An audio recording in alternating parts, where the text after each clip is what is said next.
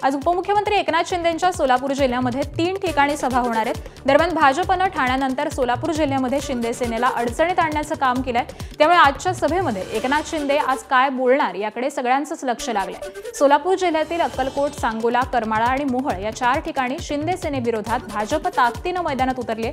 यातील करमाळा वगळता 3 ठिकाणी एकनाथ शिंदे यांच्या जाहीर सभा होणार आहेत। दरम्यान एकनाथ शिंदे यांची सर्वात दुखरी नस सांगोला असून इथे शहाजी बापू पाटील यांची सत्ता आहे।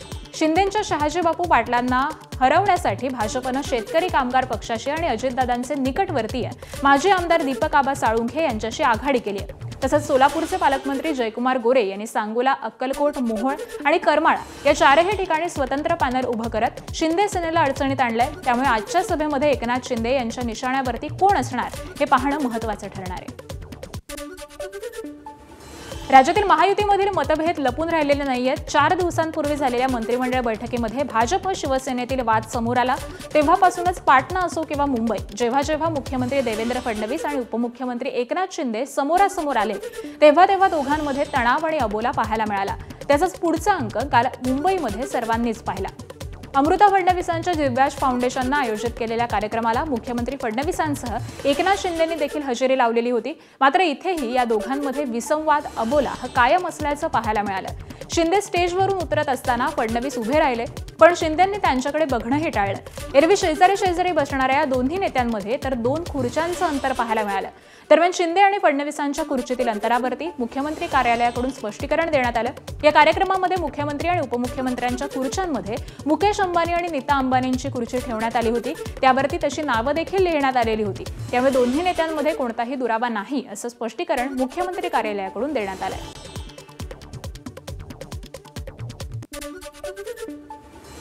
तर दरम्यान या दोन्ही नेत्यांमध्ये असलेल्या 2 मोकळ्या खुर्च्या या मुकेश अंबानी आणि नीता अंबानी यांच्यासाठी राखीव होत्या असं स्पष्टीकरण मुख्यमंत्री कार्यालयाकडून देण्यात आलंय।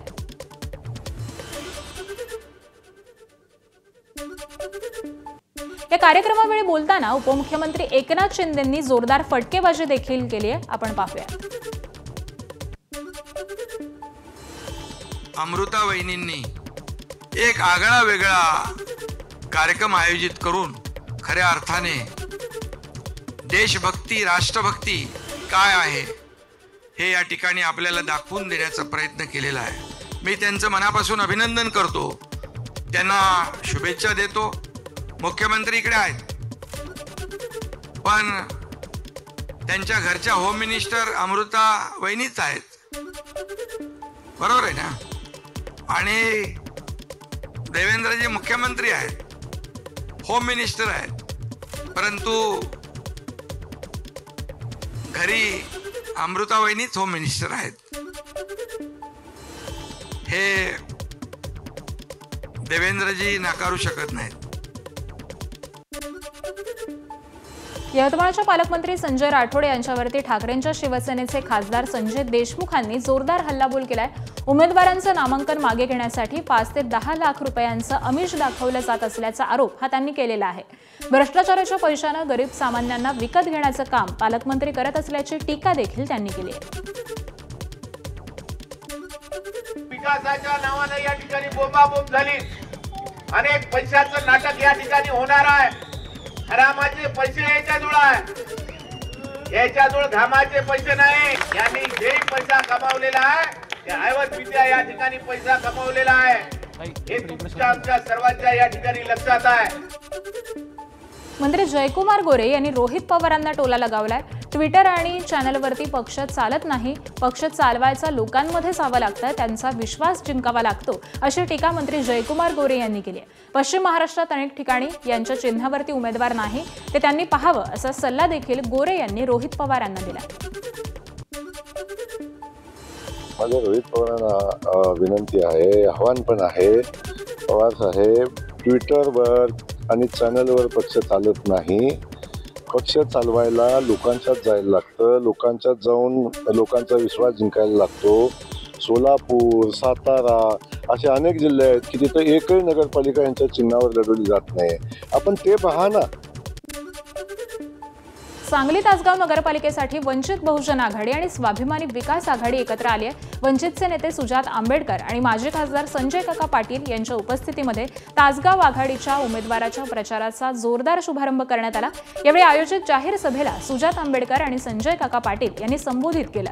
संजय काकांची लोकप्रियता पाहूनच वंचितने त्यांच्या स्वाभिमानी आघाडीसोबत आघाडी केलेली असून संजय काका यांच्या मदतीमुळे तासगावमध्ये वंचित आणि स्वाभिमानी आघाडीचे उमेदवार हे सध्या आघाडीवरती आहेत। संजय काकांची तयारी असेल तर यापुढे देखील वंचित स्वाभिमानी आघाडीला सोबत घेऊन निवडणुका लढवू अशी प्रतिक्रिया ही सुजात आंबेडकर यांनी तासगाव इथं दिली आहे। तर यापुढे देखील वंचित सोबत राहू अशी प्रतिक्रिया माजी खासदार संजय काका पाटील यांनी दिली आहे।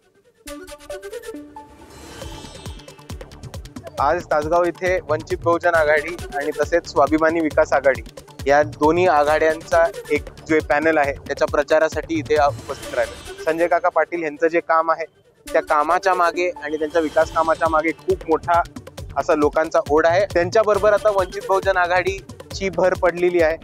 आम्ही त्यांच्याशी हीच विनंती केली की गट तट पक्ष पार्टी जात धर्म याच्या पलीकडे जाऊन या ठिकाणी आपल्याला काम करायचं आहे आणि सर्व जातींच्या बरोबर सलोख्याने राहणारी हे तासगाव आणि तासगाव तालुक्यातली माणसं आहेत आणि आज यांच्या रूपानं पुन्हा या आघाडीला मोठं बळ मिळालं। उद्या ती जिल्हा परिषद पंचायत समिती यामध्ये सुद्धा निश्चितपणाने राहू। मला या निमित्त सातारा जिल्ह्यातील कराड नगर परिषदेच्या 31 नगरसेवक पदांसाठी 109 उमेदवार निवडणुकीच्या रिंगणात आहेत, तर नगराध्यक्ष पदासाठी 3 प्रमुख राष्ट्रीय पक्षांसह 9 उमेदवार हे निवडणूक लढवत आहेत। कराडमध्ये मंत्री शंभूराज देसाई यांच्या उपस्थितीत प्रचाराचा नारळ फोडून मोठं शक्ती प्रदर्शन करण्यात आलं। दरम्यान शिवसेना यशवंत विकास आघाडीचे राजेंद्र यादव आणि शरद पवार गटाचे माजी सहकार मंत्री बाळासाहेब पाटील हे एकत्र येऊन कराड नगर परिषद निवडणूक लढवत आहेत। कराड नगरपालिका निवडणुकीमध्ये शिवसेनेने राष्ट्रवादीच्या शरद पवार गटाशी भाजपच्या विरोधामध्ये हातमिळवणी केली आहे, त्यामुळे या कराड इथल्या लढतीकडे सगळ्यांचंच लक्ष लागलं आहे। कराड नगरपालिकेच्या पंचवार्षिक निवडणुकीसाठी आम्ही यशवंत विकास आघाडी आणि लोकशाही विकास आघाडी एकत्रपणाने ह्या निवडणुकीला आम्ही सामोरं जातोय। सगळ्यांनी बरोबर घेऊन कराड शहराच्या विकासासाठी आपण अशा पद्धतीनं केवळ कराड नगरीचा कराड शहराचा विकास डोळ्यासमोर ठेवून आपण ही निवडणूक लढवतोय। यशवंत विकास आघाडीचे राजेंद्र यादव आणि शरद पवार गटाचे माजी सहकार मंत्री बाळासाहेब पाटील हे एकत्र येऊन कराड नगर परिषदेची निवडणूक लढवत आहेत। त्यासाठी मोठे शक्ती प्रदर्शन या ठिकाणी कराडमधून होताना आपल्याला पाहायला मिळत आहे। आता शिवतीर्थापासून याचं जे नारळ फोडून त्याचा शुभारंभ देखील करण्यात आला आहे। याचबरोबर बघायला गेलं तर 31 नगरसेवक पदासाठीच्या उमेदवारांसाठीची ही निवडणूक कराडमध्ये पार पडताना आपल्याला पाहायला मिळणार आहे। यासाठी बाळासाहेब पाटील त्याचबरोबर मंत्री शंभूराज देसाई शिवसेना गट या देखील एकत्र आल्यामुळे मोठ्या प्रमाणावर चुरशीची लढाई या ठिकाणी होताना पाहायला मिळणार आहे। भाजपचे जिल्हा अध्यक्ष आणि कराडचे आमदार अतुल भोसले आणि जनशक्ती आघाडी कराड हे दोघे एकत्र येऊन ही निवडणूक लढताना आपल्याला पाहायला मिळणार आहे। त्यामुळे जर बघायला गेलं तर या ठिकाणी माजी मुख्यमंत्री पृथ्वीराज चव्हाण यांच्या नेतृत्वाखाली देखील 15 नगरसेवक आणि 1 नगराध्यक्ष काँग्रेसच्या चिन्हावर निवडणूक लढताना आपल्याला पाहायला मिळत। या ठिकाणी तिरंगी लढत होताना आपल्याला एकंदरीत पाहायला मिळणार आहे। एकंदरीत या ठिकाणची कराडची जी नगरपालिकेची लढत आहे ती हाय व्होल्टेज होताना आपल्याला पाहायला मिळेल। कॅमेरामन ओमकारसह वैभव बोडके, कराड। सोलापुरातील अक्कलकोट नगरपरिषद निवडणुकीत काँग्रेसनं जोरदार शक्ती प्रदर्शन करत प्रचाराला सुरुवात केली आहे। नगराध्यक्ष पदाचे उमेदवार अशफाक बळोरगी आणि तालुकाध्यक्ष मल्लिकार्जुन पाटील यांच्या नेतृत्वामध्ये काँग्रेसनं प्रचाराचा नारळ फोडलाय। अक्कलकोट नगरपरिषद निवडणुकीमध्ये भाजप, शिंदे सेना, काँग्रेस अशी तिरंगी लढत होतीये। माजी आमदार सिद्धराम म्हेत्रे यांनी काँग्रेस सोडून शिंदे सेनेमध्ये प्रवेश केल्यानंतर अक्कलकोटमध्ये काँग्रेसला मोठा धक्का मानला जातोय।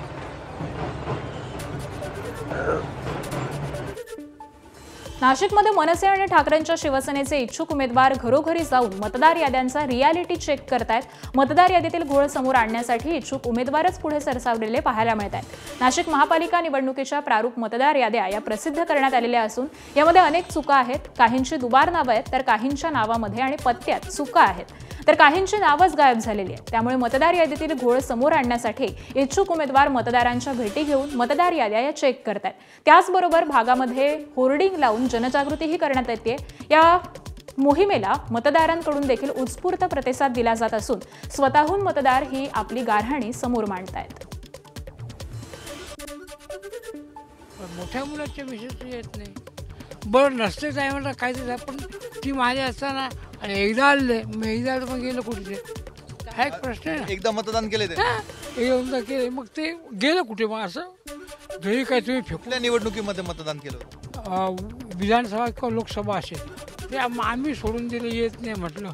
आता मागच्या पाळला विधानसभेत झालं लोकसभेत झालं तेव्हा आम्ही याच्या सगळ्यांकडे चालले जेवढे जेवढे पक्ष आहेत प्रत्येकाकडे चालले सगळं तेच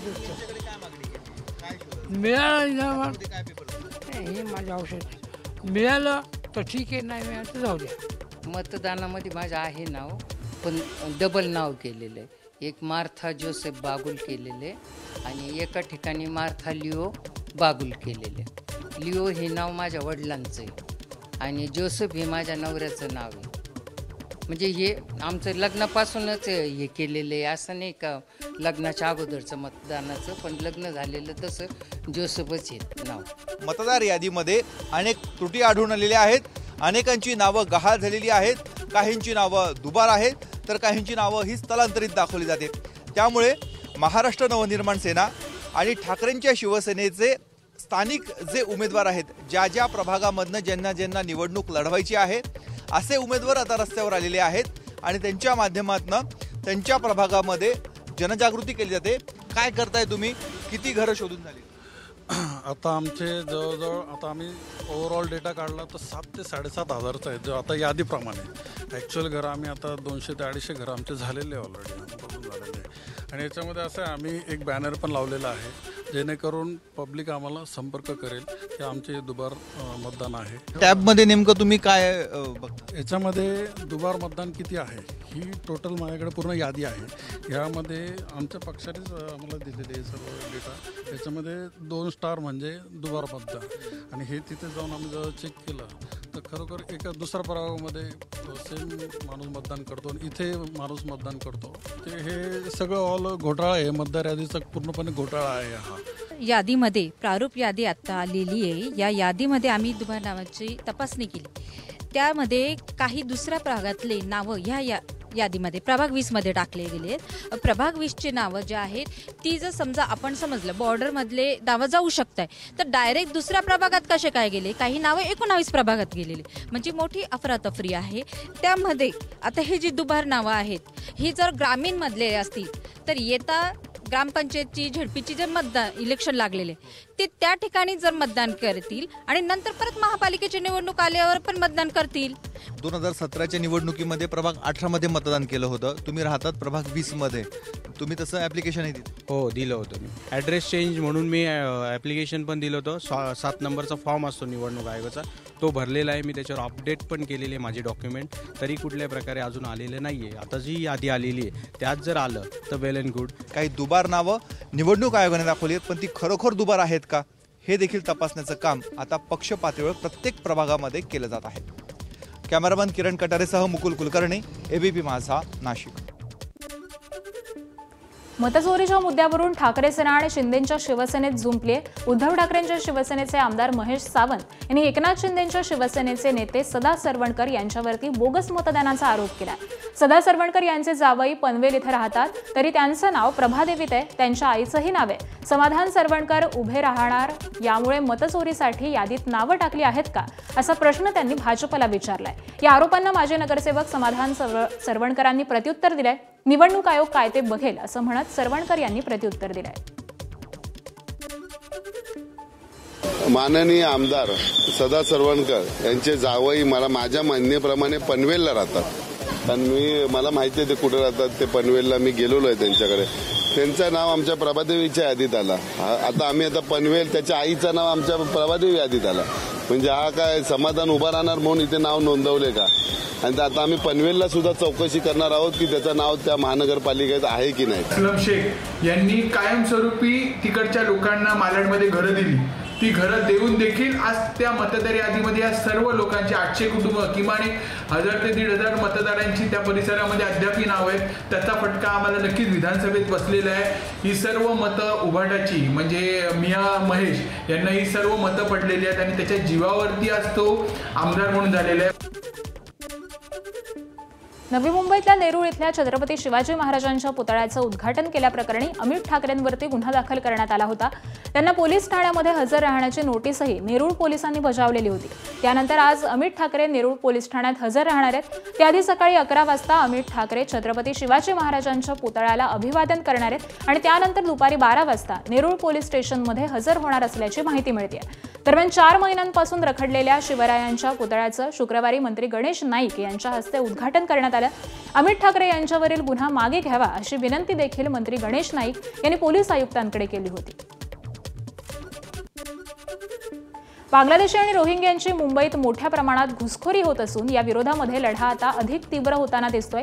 या संदर्भात मालवणीमध्ये स्थानिक नागरिक आज दुपारी 4 वाजता मालवणी पोलीस ठाण्यावरती मोर्चा काढणार आहेत। दरम्यान स्थानिक काँग्रेस आमदार असलम शेख यांच्या घरावर देखील मोर्चा नेणार असल्याचं सांगण्यात येत आहे। मुंबईच्या सुरक्षेसंदर्भात सातत्यानं रोहिंगे आणि घुसखोर बांगलादेशींचा मुद्दा उचलून धरणारे मुंबई उपनगरचे सहपालकमंत्री मंगलप्रभात लोढा यांना काँग्रेस आमदार असलम शेख यांनी संपवण्याची धमकी दिल्याचं प्रकरण हे समाज माध्यमांमध्ये चर्चेलं जात आहे। या संदर्भात देखील मंत्री मंगलप्रभात लोढा यांनी मुंबई पोलीस आयुक्त देवेन भारती यांच्याकडे पत्र लिहून तक्रार दाखल केली। दरम्यान मुंबईत असलम शेख विरुद्ध भाजप वादाचा दुसरा अंक पाहायला मिळाला। असलम शेख हे पाकिस्तानचे औलाद असल्याचं वादग्रस्त वक्तव्य अमित साटम यांनी केलेलं होतं। त्यांच्या या टीकेला काय प्रत्युत्तर देण्यात आलंय पाहूया। लोगों को डरा धमका के आगे कर डरने वाला कोई डरने वाला नहीं लोढ़ा जी, कोई डरने वाला नहीं भारतीय जनता पार्टी को। आज आपकी ताकत आप उसका दुरुपयोग करो, आप गरीबों के घर तोड़ो, लेकिन ऊपर बैठने वाला बंदा है, ऊपर बैठने वाला खुदा है, भगवान है, वाहिगुरु है, वो अपनी ताकत तो तुमको तुम्हारे परिवार पे कभी ना कभी लाएगा। आपल्या माध्यमातून आम्ही असलम शेखला सांगू इच्छितो की असलम शेख आपल्यासारख्या पाकिस्तानच्या औलादीला आम्ही अजिबात भीक घालत नाही। तुम्ही ज्या प्रकारे मालवणी पॅटर्न त्या मालाडमध्ये जो चालवलेला आहे तो मालवणी पॅटर्न उकडून फेकल्याशिवाय आम्ही गप्पा बसणार नाही आणि येणाऱ्या काळामध्ये तुमच्यासारखी हिरवी पिलावळ या मुंबई शहरात गाडल्याशिवाय आम्ही राहणार नाही। मला वाटतं तो मूर्ख मनुष्य आहे, त्याला बोलायची काही पद्धत नाही आणि मला तर आश्चर्य वाटतं की भारतीय जनता पार्टीने असे मूर्ख माणसाला कसं काय मुंबईचा अध्यक्ष केलेला आहे। बेसिकली त्यांचा टेम्परमेंट एक साधारण माणसासारखं दिसत नाही मला। कुठल्याही निवडून आलेल्या माणसाबरोबर किंवा त्यांच्याबरोबर बोलायचं असेल तर कशी भाषाचा प्रयोग केला पाहिजे हे भारतीय जनता पार्टीने आणि त्यांना समजलं पाहिजे। मालेगावमध्ये 3 वर्षीय चिमुरडीवरती झालेल्या अत्याचार प्रकरणी कठोर कारवाई करण्याची मागणी social media influencer Raviraj Patil यांनी केली आहे। त्यांनी काल पीडित कुटुंबियांची भेट घेतली। दरम्यान 27 तारखेपर्यंत ठोस निर्णय न झाल्यास तीव्र आंदोलनाचा इशारा देखील त्यांनी दिलाय। मालेगाव तालुक्यातील डोंगराळे गावामध्ये माणुसकीला काळीमा फासणारी घटना घडून गेली, पण अजून पण प्रशासनाने कठोर ती पावलं उचलली नाहीत। व्यवस्था झोपलेली आहे, या व्यवस्थेला जागा करण्यासाठी आपल्याला लढावं लागेल। 27 तारखेपर्यंत इथल्या व्यवस्थेला आम्ही इशारा दिला आहे। 28 तारखेला आम्ही तीव्र आंदोलन छेडू आणि इथल्या सरकारला धडकी भरू। महिनाभरापूर्वी राष्ट्रवादीचे ज्येष्ठ नेते एकनाथ खडसे यांच्या जळगाव जिल्ह्यातल्या मुक्ताईनगरमधल्या घरात चोरी झाली होती। या चोरी प्रकरणी मुंबई पोलिसांची मोठी कारवाई पाहायला मिळाली। यात खडसेंच्या घरात चोरी करणाऱ्या बिलाल चौधरीला पोलिसांनी अटक केली आहे। या चोरट्याला विठ्ठलवाडी उल्हासनगर इथून अटक केल्याची माहिती समोर येते आहे। घरफोडीच्या एका गुन्ह्यामध्ये बिलाल चौधरीला अटक केलेली असता त्यानं याआधी खडसेंच्या घरी ही चोरी केल्याचं चौकशीमध्ये समोर आलंय। महाराष्ट्र राज्य परीक्षा परिषदेतर्फे घेण्यात येणाऱ्या शिक्षण पात्रता परीक्षा अर्थात टीईटीचे वेळापत्रक जाहीर करण्यात आले। त्यानुसार येत्या 23 नोव्हेंबरला राज्यातील विविध परीक्षा केंद्रांवरती टीईटी परीक्षा घेतली जाणार आहे। त्यासाठी उमेदवारांना ऑनलाईन पद्धतीने परीक्षा अर्ज भरता येणार आहेत अशी माहिती परीक्षा परिषदेच्या आयुक्त अनुराधा ओक यांनी दिली आहे। उमेदवारांना 15 सप्टेंबर ते 30 ऑक्टोबर दरम्यान ऑनलाईन पद्धतीने परीक्षा अर्ज भरता येणार आहेत। पालघरच्या विक्रमगडमधील उटावली आदर्श विद्यालयात 11 वर्षीय विद्यार्थ्यावर बिबट्यानं हल्ला केलाय। शाळा सुटल्यावरती घरी परतत असताना जंगल रस्त्यावरती बिबट्यानं मुलीवरती झडप मारली, मात्र बिबट्याचा पंजा मुलीच्या दप्तरावर बसल्यानं मुलीचा जीव हा थोडक्यात बचावलाय। मुलीनं आरडाओरडा केल्यानं परिसरातील नागरिकांनी दगड मारल्यानं बिबट्या जंगलामध्ये पसार झाला।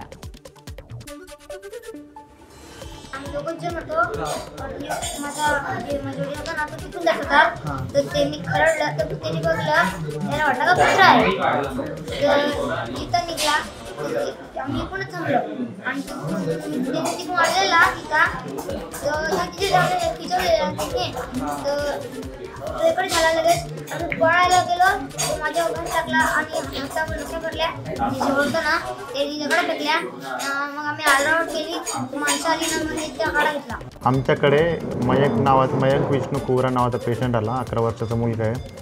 तो आम्हाला बोलत होता की माझ्यावर बिबट्याने हल्ला केला. मग आम्ही त्याच्या जखमा बघितल्या तर त्याच्या डाव्या हाताला एक थोडंसं चिरलेलं थोडं होतं.